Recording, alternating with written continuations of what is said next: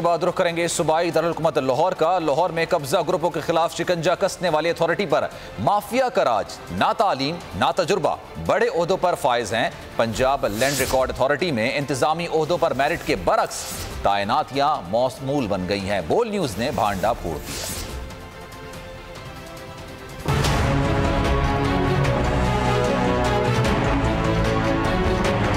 कब्जा छुड़ाने वालों पर ही कब्जा हो गया। लाहौर में कब्जा छुड़ाने वाली अथॉरिटी में इंतजामी ओहदों पर मेरिट के बरअक्स तैनातियां। बोल ने राज फाश कर दिया। बोल न्यूज को खिलाफ ज़ाब्ता तैनातियों से मुतालिक अहम दस्तावेजात मिल गयी। नादिया अहमद को खिलाफ कानून पंजाब लैंड रिकॉर्ड अथॉरिटी में additional director HR, additional director external coordination और कम्युनिकेशन के इजाफी ओहदे दे दिए गए। नादिया अहमद की मुलाजमत की मियाद 31 मार्च 2012 तक थी और सालाना तरक्की भी नहीं मिलना थी। नादिया अहमद की कानून के खिलाफ तनख्वाह 60,000